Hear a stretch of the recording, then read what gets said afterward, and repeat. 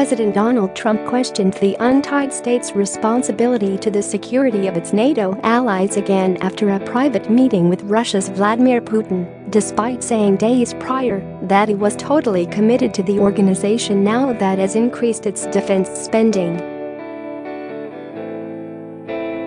Trump told Tucker Carlson that he has questioned the Mutual Defense Pact, known as Article 5, that is strictly adhered to by all NATO nations after the Fox News host asked why his son should be enlisted to defend Montenegro if it's ever attacked. "I understand what you're saying. I've asked the same question. Montenegro is a tiny country with very strong people," Trump replied. "They have very aggressive people. They may get aggressive and congratulations, here in World War III." He said, "Now I understand that, but that's the way it was set up." A White House spokesman was unable to explain offhand why the president holds the belief in the first place. However, an incident last year at the NATO summit could be related to the Trump claim. Trump shoved Montenegro Prime Minister Dusko Markovic as he sought out his position in the Security Alliance's group family photo.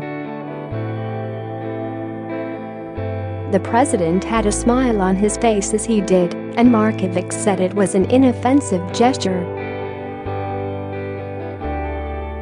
This year, Trump greeted him at NATO like an old friend with a pat on the shoulder and a jab.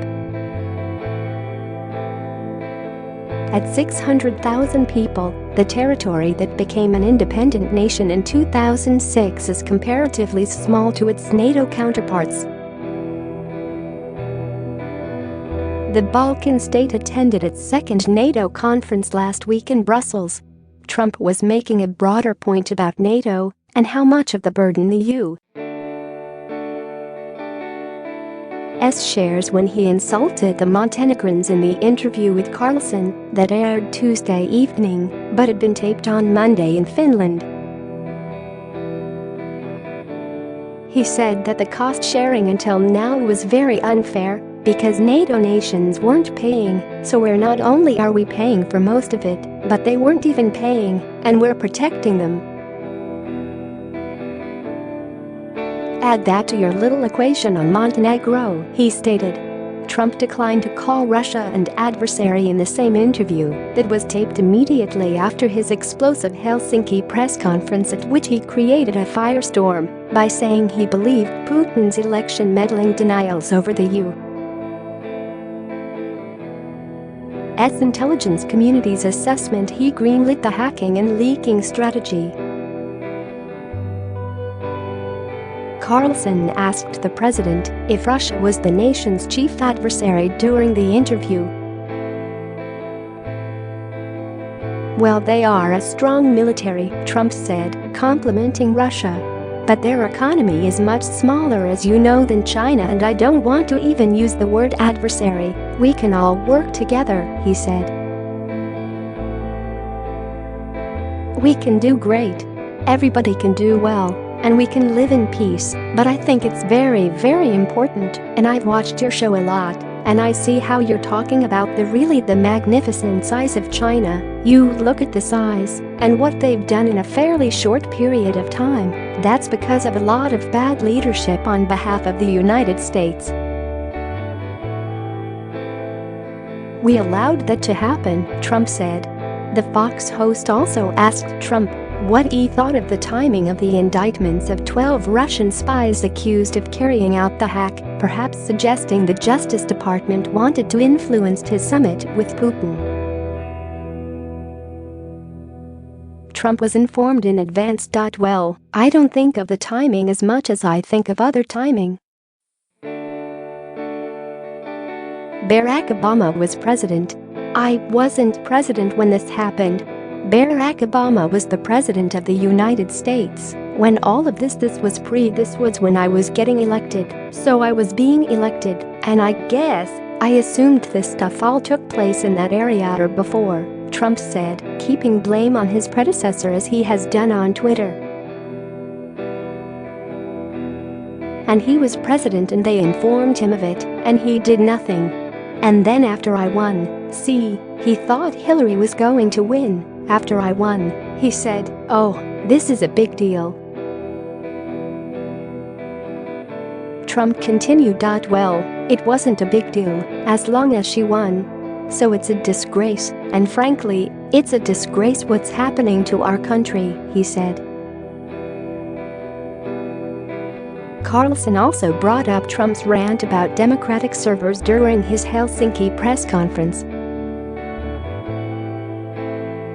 Would be possible for you to direct the Department of Justice, FBI, to take possession of the server and have, assuming no government investigators looked at it, which seems to be the case right now, and gets to the bottom of it, he asked. The DNC handed over data that a computer security firm pulled from the hacked server during the campaign, and the latest indictment makes detailed references to information on it. Trump brought up the server as well as raising a conspiracy theory about a Democratic staffer who worked for Democratic Rep. Debbie Wasserman Schultz, and who pleaded guilty to a bank fraud charge.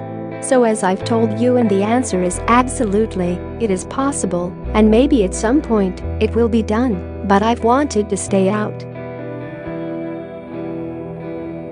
My Department of Justice is the one branch, the one group, that I'm very little involved in. The same with the FBI, Trump said, although he later laced into FBI lawyer Peter Strzok.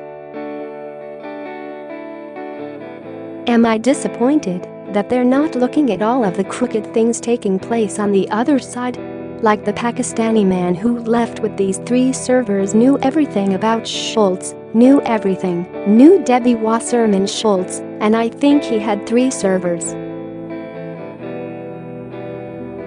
I believe they even have them, and they don't want to use them, Trump said. Or the DNC, where the server was never taken by the FBI. They went in there and Clinton campaign chair John Podesta or somebody threw them out of the office. They said, get out of here. Maybe if they go after other people, like there's no tomorrow. So, I have purposely, you understand that. I spoke to you about it before. As they said, you're winning, don't get involved, because I don't want to have people accuse me of anything, so I've stayed very much uninvolved, but am I allowed to be involved? Totally. Will I be involved? We'll have to see as it goes along, Trump said. Carlson asked Trump why his son should go to Montenegro to defend it from attack. A reference to the Article 5 treaty obligations that commit all member nations to coming to defense of the others. NATO members mustered troops to defend the U.S. following September 11th and put troops into Afghanistan. I understand what you're saying. I've asked the same question. Montenegro is a tiny country with very strong people, the president offered. Yes, I'm not against Albania, explained Carlson, mentioning another small nation on Russia's periphery. No, by the way, they have very aggressive people.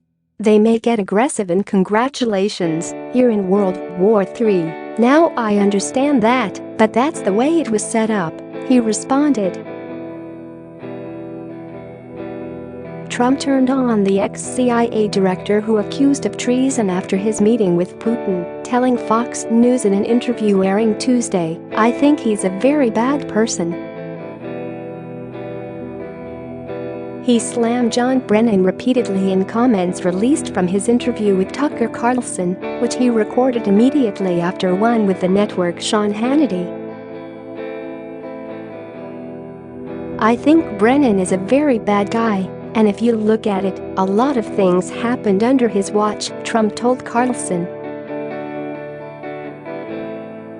I think he's a very bad person. Brennan's tweeted criticism on Monday shortly after the press conference with the Russian president included a call for impeachment. On Tuesday, the former chief spy doubled down, telling NBC's Today Show that he was right to warn about treason. When I use the term, "This is nothing short of treasonous," I equate it to the betrayal of one's nation, aiding, abetting, giving comfort to an enemy, he said. The president had the chance to warn Putin, to tell him, "Do not do this again," and he failed to even meet the minimum standards of that.